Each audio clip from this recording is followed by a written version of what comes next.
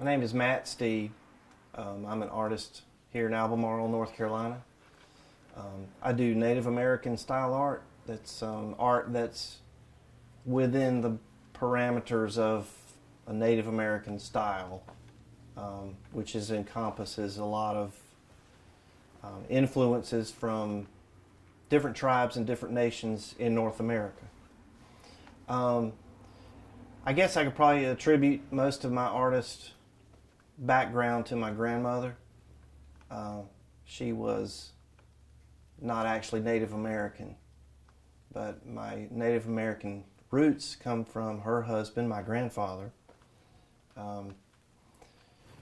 But she was very artistic. So she painted and I paint. She did upholstery, which I do. She actually helped her put her 6 children food on the table. She did upholstery on the kitchen table and provided for the family. My grandfather was a Methodist minister, and when I think about him, I think of him as being somewhat of a shaman. That's kind of how I picture him. But so our roots go back there. My family's from the North Carolina mountains, and so that's where my history comes from. On the Cherokee side, on my mom's side of my family. Growing up, my father was also a Methodist minister, and we moved around from place to place. We've always lived in North Carolina. So I guess in that moving around, I was able to experience a lot of different things.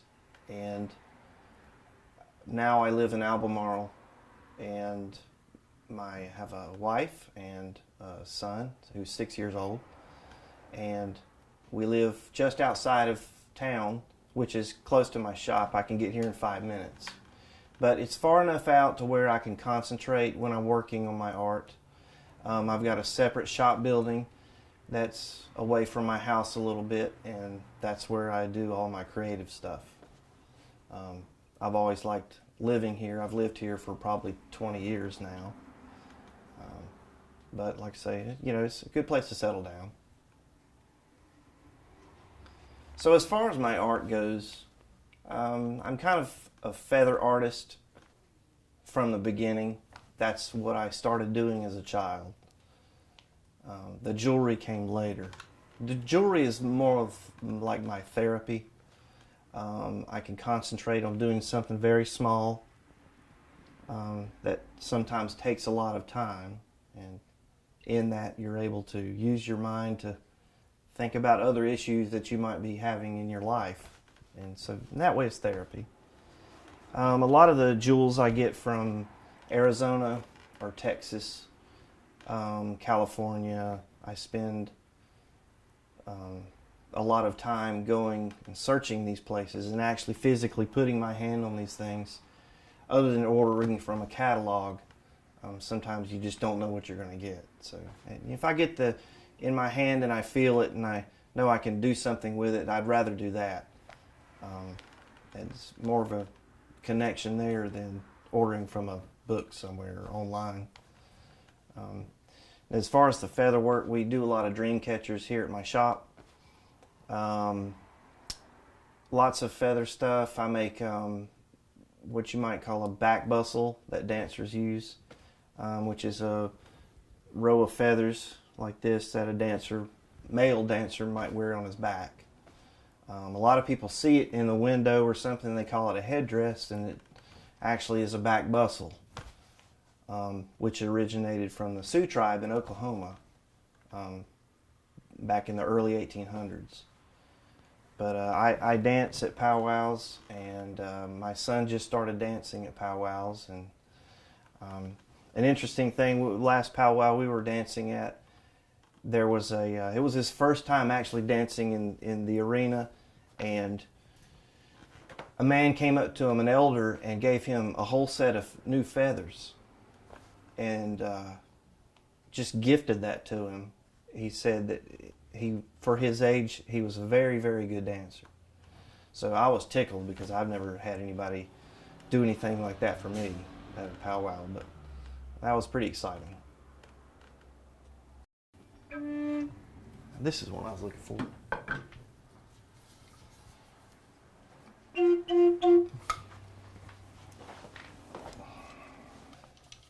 One of the things I got interested in along the way, along my journey, was making Native American flutes.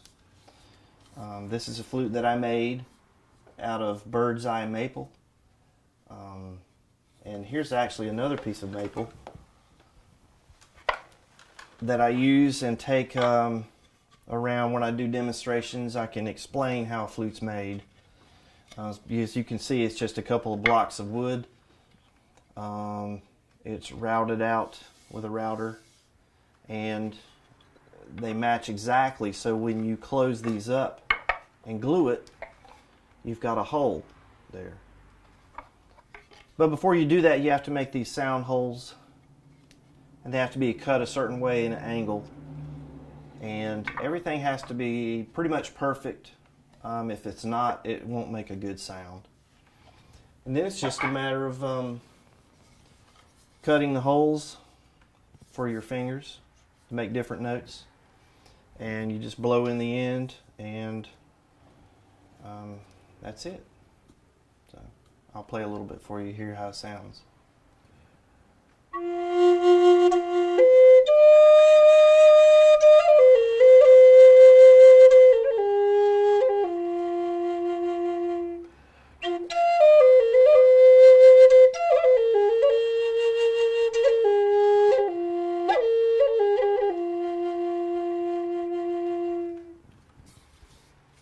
So that's it. This piece on top is it's called the bird or the fetish. Sometimes it might be a turtle shape or a bear or something like that. But it's basically a piece that's flat, and there's a groove cut right there. And it basically flattens out that air to where it can be concentrated to hit that sharp edge right here in that hole. When it hits that sharp edge, it's a lot like blowing over a bottle and making that noise. But I've been making these for several years now, and they're more therapy for me. I enjoy it. So my shop is in what they used to call Happy Holler. It's just a little section of 2nd Street that's got small little shops on it. And I think this shop is actually 2 shops, knocked out a wall. At some point it was knocked out, and so it's one big shop. Well, there's a natural divide, so in one half I've got my upholstery business where we do refinishing and upholstery and repairs of furniture. The other side, I've got my Native American gift shop. About the time I got into this location, I had just purchased a new, to me, sewing machine. It was made in, I think, 1958 or 59, and this sewing machine is great. It's the guy I bought it from was an old-time upholsterer that worked here in Albemarle and became a friend of mine, and I bought a lot of stuff from his shop as he was retiring and moving on, and the machine was really what I was after, because you can't just buy this in a store, not one that does what this one does. It's very strong. If you wanted to, you could sew right through your finger if it would fit under there, but my finger won't, so never had any accidents there. But it is a workhorse, and it does what it does. And it can sew through layer after layer after layer of fabric and leather. As I said earlier, this artistic mindset goes into a lot of what I do here. It comes to matching colors and matching fabrics along with colors, and the way you do something, the way something curls, the way something is sewn together. You have choices to make, and it's not always, step 1 through 10.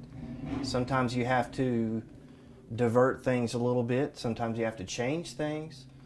It allows you some artistic exploration.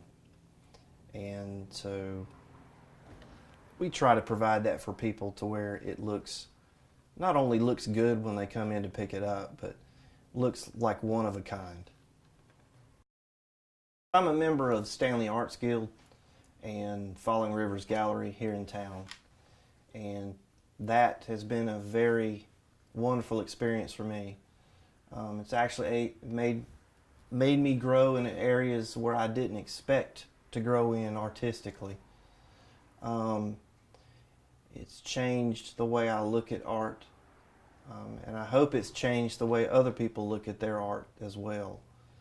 Because we always think of art as a picture, or, two-dimensional something. It's not always that way. Art's in a lot of areas of life, and so a lot of things are new to me that I've used in creating things. And it's just a wonderful experience and a wonderful place to grow in your artistic ability. I encourage anybody that has a artistic mind to possibly try to go with that and join a gallery like Falling Rivers, so where they can put things out there that they wouldn't normally do on their own. It takes a lot of encouragement a lot of times. Sometimes we feel weak or helpless, whenever we're trying to create things, because we're putting our thoughts out there for everybody to see. And it's scary sometimes, so you need encouragement, and they have it. So I want to thank Falling Rivers, too. I'll play you a little song.